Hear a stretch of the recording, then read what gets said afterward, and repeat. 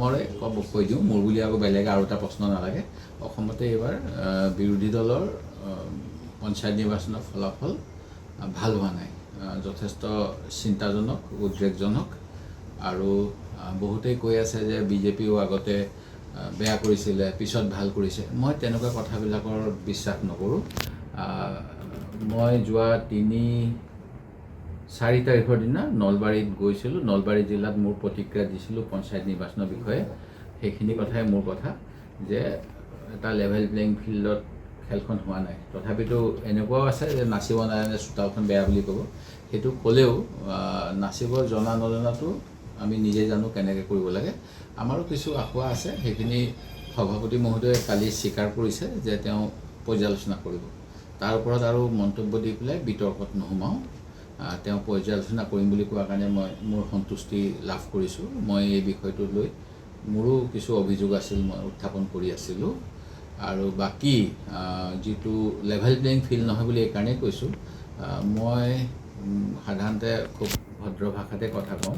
মই নিজেই ইলেকশ্যন কমিশ্যনক দাঁত নাইকিয়া সিংহ আৰু কিবা লেথুচিঙা বেঙেনা নিচিনা শব্দ প্ৰয়োগ কৰিব লগা হৈছিলে। সেইখিনি এইকাৰণেই কৰিব লগা হৈছিলে যি সময়ত কেন্দ্ৰীয় মন্ত্ৰীৰ পৰা আৰম্ভ কৰি মুখ্যমন্ত্ৰীৰ পৰা আৰম্ভ কৰি বিধায়কৰ পৰা আৰম্ভ কৰি আনকি বিভিন্ন সমষ্টিত যিবিলাক নপতা ফুকন হিচাপে সৃষ্টি কৰিছে গণতন্ত্ৰত, যিটো অতি ভয়াৱহ যে ৰাজনৈতিকভাৱে নিৰ্বাচিতসকলে সেই অঞ্চলৰ জনগণৰ কথাখিনি প্ৰতিনিধিত্ব কৰে, কিন্তু যিবিলাকে হাৰি যায়, যিবিলাকে চৰকাৰী দলৰ বিষয়ববীয়া হোৱাৰ সূত্ৰে গোটেই কামখিনি অগণতান্ত্ৰিকভাৱে পৰিচালনা কৰে, তেওঁলোকৰ দ্বাৰা কিছুমান কাম কৰাই থকা হৈছিল। তেওঁলোকক তেওঁলোকে আনকি ভাবুকি দিছিল যে ময়ে নিৰ্বাচনী কমিটিৰ সদস্য হয়, ময়ে তোমালোকক বাচিম, MLAৰ ওচৰতে পাৱাৰ আছে, ঘৰ কটাৰ ঘৰ নাই। তাৰ উপৰিও বিভিন্ন ধৰণৰ কমিটি কৰিছে, যি বিষয়টো লৈ এটা কেছ হৈছে যোৱাবাৰ, আপোনালোকে গুৱাহাটী হাইকোৰ্টত খবৰ ল'ব। যিবিলাক খুব যোগ্য যুৱক, বহুতখিনি, মই সকলোখিনি অন্যায় হৈছে বুলি নকওঁ, কিন্তু শাসকীয় পক্ষৰ ৰাজনৈতিক আদৰ্শৰ লগত মিল নথকাৰ বাবে বিৰোধী পক্ষৰ মতাদৰ্শক সমৰ্থন কৰা যোগ্য অসমীয়া যুৱককো মুখ্যমন্ত্ৰীৰ আত্মনিৰ্ভৰ আঁচনিৰ পৰা বঞ্চিত কৰা হৈছে। তেওঁলোকৰ যদিহে 27-28খনো চাৰ্টিফিকেট আছে ফিল্ডত কাম কৰাৰ, চৰকাৰী বা কৃষি বিশ্ববিদ্যালয়ৰ প্ৰশংসা থকা, তাৰ পিছতো যিটো প্ৰধানমন্ত্ৰীয়ে কৈছিলে যে 3rd গ্ৰেড 4th গ্ৰেডত যেনেকৈ অৰেল ইণ্টাৰভিউ নলয়, তেনেকৈ বিজেপিৰ নেতা পালি নেতাসকলক এখন কমিটিত অৰেল ইণ্টাৰভিউ ল'বলৈ দি তেওঁলোকৰ নম্বৰৰ লগত অতিৰিক্ত কাৰোবাক 30 নম্বৰ দি দিছে গাধা কিছুমানক, আৰু চোকাসকলক 5 নম্বৰ দি পেলাই বঞ্চিত কৰিছে। সেই গতিকে এনেকুৱা ধৰণৰ প্ৰলোভনৰ মাজেৰে আমি নিৰ্বাচন কৰিছোঁ।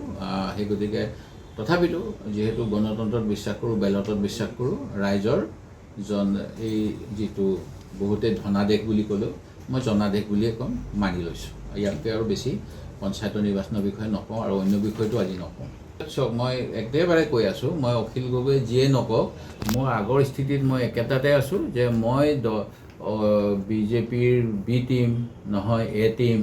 মই বিজেপিলৈ যাব বিচাৰি আছোঁ, মই জানুৱাৰী মাহত গুচি যাম, আৰু কিবা কিবি যিবিলাক কথা কৈ আছে, মই আপোনালোকৰ মাধ্যমেৰে তেখেতক আজিও আহ্বান জনাইছোঁ, প্ৰমাণ দিয়ক, মই ৰাজনীতি এৰি দিম।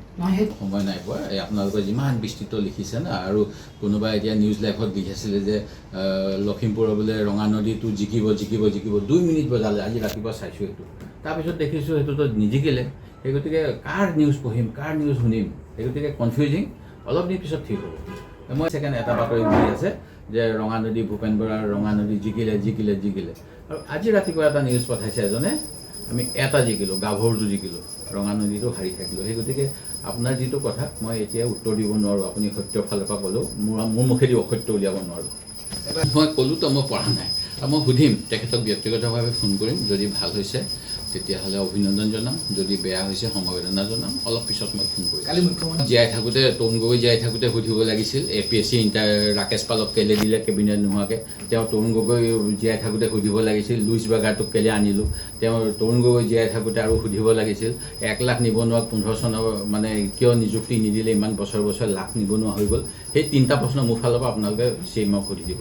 তেতিয়া সেইকেইটা উত্তৰ পালে মই এইকেইটা উত্তৰ দিবলৈ ভাল পাম।